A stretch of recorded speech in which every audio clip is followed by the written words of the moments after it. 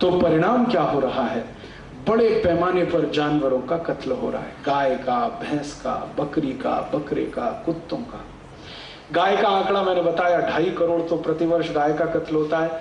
भैंस का 1.25 करोड़ प्रतिवर्ष कत्ल होता है। डूकर सुअरों का 2.5 से 3 करोड़ का कत्ल प्रतिवर्ष का है।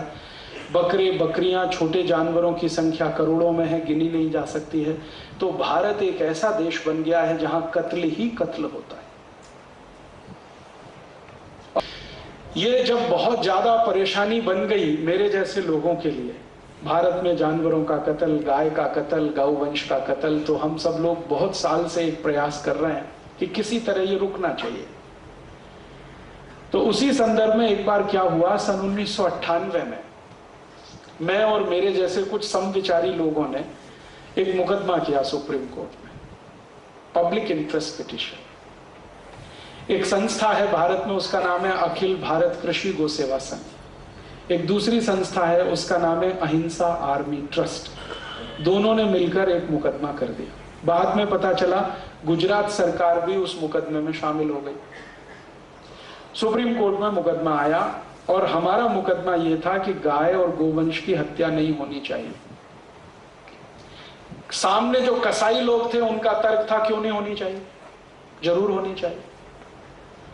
सुप्रीम कोर्ट में हमने अपील किया कि इसमें एक कोई बड़ी बेंच बनाई जाए। 1-2 जज का मामला नहीं है क्योंकि ये बहुत सीरियस है। 3-4 साल तो सुप्रीम कोर्ट ने स्वीकार नहीं किया, फिर अंत में जाके मान लिया कि अच्छा ठीक है, इसके लिए कॉन्स्टिट्यूशनल बेंच बनाई जाए। भारत देश के थोड़े दिन पहले तक चीफ जस्टिस रहे श्री RC लाहोटी ने अपनी अध्यक्षता में 7 जजों की एक कॉन्स्टिट्यूशनल बेंच बनाई और 2004 में मुकदमे की सुनवाई शुरू हुई, जो 2005 सितंबर में पूरी हो गई। सुनवाई के समय यही कुतर्क हमारे सामने आए, ठीक यही कुतर्क जो कभी शरद पवार के मुंह से मैंने सुने, जो कभी भारत के पढ़े लिखे लोगों के मुंह से मैंने सुने, और जो कभी भारत के भूतपूर्व प्रधानमंत्री नेहरू जी के द्वारा कहे गए। सारे के सारे कुतर्क एक ही जैसे, वही कसाईयों के द्वारा सुप्रीम कोर्ट में कहा गया। सबसे पहला कुतर्क कि भारत की गाय को जब बूढ़ा हो जाता है, माने बूढ़ी हो जाती है, तो बचाने में कोई लाभ नहीं है, उसको कत्ल करके बेचना ही लाभकारी है और हम भारत की अर्थव्यवस्था को मजबूत बना रहे हैं क्योंकि गाय का मांस एक्सपोर्ट कर रहे हैं। दूसरा कुतर्क, गाय के चारे की बहुत कमी है पूरे भारत में, तो भूखी मरे उससे अच्छा यह है कि हम उसका कत्ल करें, तो कम से कम मांस तो बिके, भूखी मरे तो वो किसी काम की नहीं। तीसरा कुतर्क कि भारत में लोगों को रहने के लिए जमीन नहीं है, गाय को कहां रखें। चौथा कुतर्क, इससे विदेशी मुद्रा मिलती है। और सबसे खतरनाक कुतर्क कसाईयों की तरफ से जो दिया गया वो ये कि हमारे धर्म में लिखा हुआ है कि हम गाय की हत्या करें।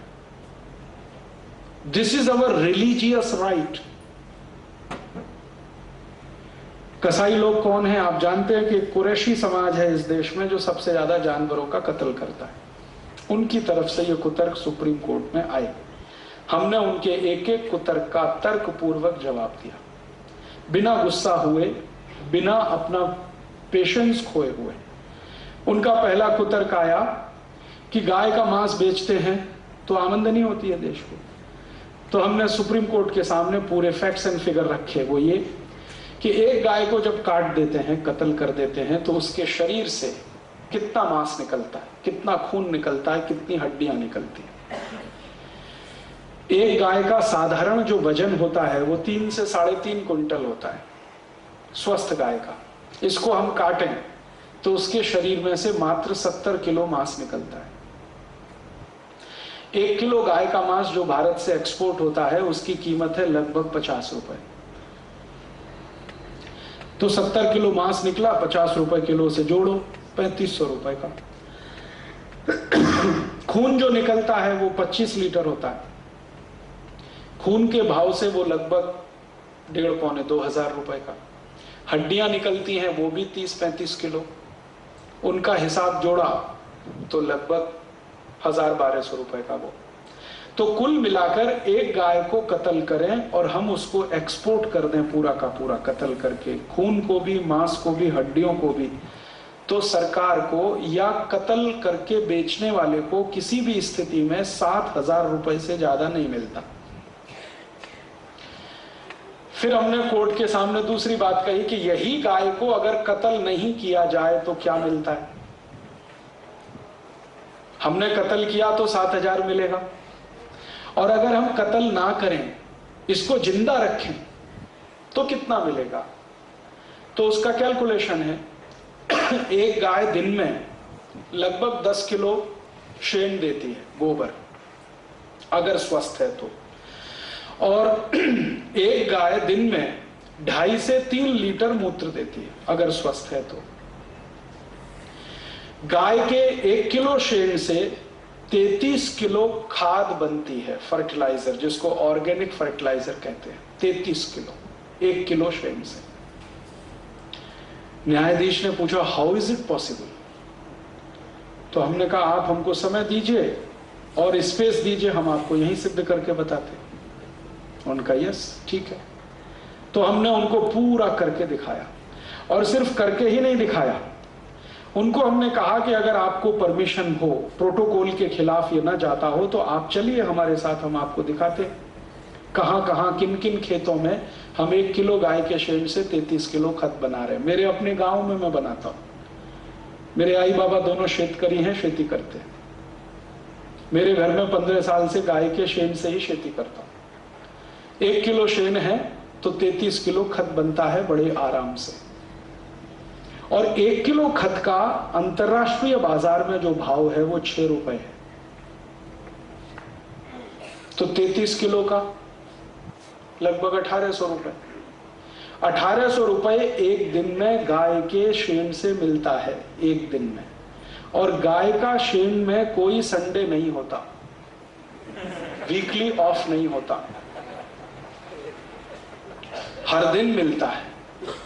तो साल में कितना, 1800 में 365 का गुणा कर लो। ये तो हुआ शेन 1 साल का। और एक गाय की सामान्य उम्र 20 साल है, और वो जीवन के अंतिम दिन तक शेन देती है। तो 1800 गुणा 365 गुणा 20, और ये कैलकुलेशन लगभग लाख रुपए के ऊपर गया, 2 लाख के आसपास आता है। तो मैंने कहा इतना तो मिला, सॉरी 40 लाख के आसपास आता है, 2 लाख गलत बोल। तो 40 लाख रुपए तो मिल जाएगा शेन से। अब आया मूत्र, रोज का 2-2.25 लीटर, और उस मूत्र से 48 औषधियां बनती है। डायबिटीज की औषधि बनती है, arthritis, bronchitis, bronchial pneumonia, tuberculosis, osteomyelitis, osteoporosis, ऐसे 48 रोगों की औषधियां गाय मूत्र से बनती हैं। और गाय के 1 लीटर मूत्र का बाजार में दवा के रूप में कीमत लगभग 500 रुपए इस समय, भारत के बाजार। अंतर्राष्ट्रीय बाजार में तो उससे भी ज्यादा।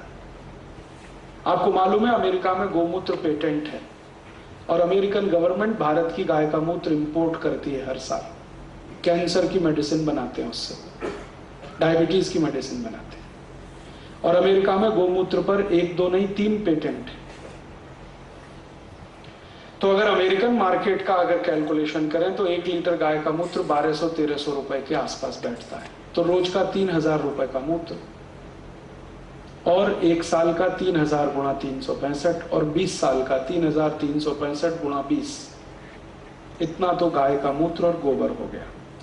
फिर इसी गाय के शेन से, गोबर में से एक गैस निकलती है जिसको मीथेन कहते हैं। और मीथेन वही गैस है जिससे आप अपने रसोई घर का भोजन बना सकते हैं, और जरूरत पड़े तो अपनी गाड़ी चला सकते हैं 4 पहिए की।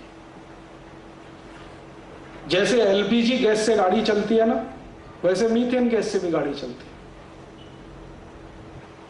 तो न्यायाधीश को विश्वास नहीं हुआ, तो हमने कहा आप अगर परमिशन दो तो आपकी कार में हम मीथेन गैस का सिलेंडर लगवा देते, आप चला के देख लो।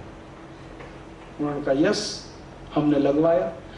उनकी कार में मीथेन गैस का सिलेंडर लगवाया, और जज साहब ने 3 महीने वो गाड़ी चलाई, और वो कहते हैं कि इट इज मार्वलस, क्योंकि खर्चा आता है मात्र 50 से 60 पैसे किलोमीटर।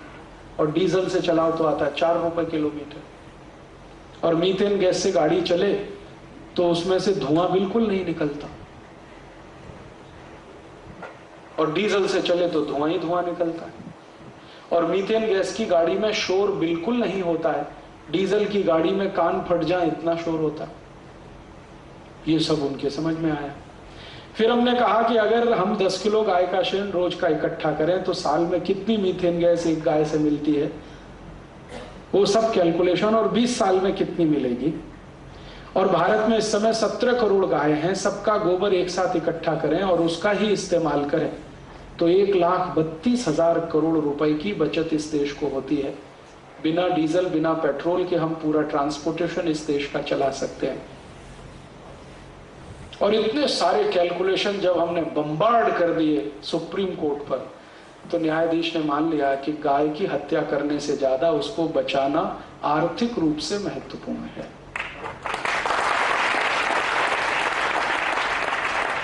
जब कोर्ट की ओपिनियन आई तो ये कसाई लोग भड़क गए, उनको लगा कि अब केस उनके हाथ से गया, क्योंकि उन्होंने हिसाब जोड़ के दिया था कि हम कत्ल करते हैं तो एक गाय से 7,000 की इनकम, यहां हमने सिद्ध कर दिया कि उसको जिंदा रख लो तो लाखों रुपए की इनकम।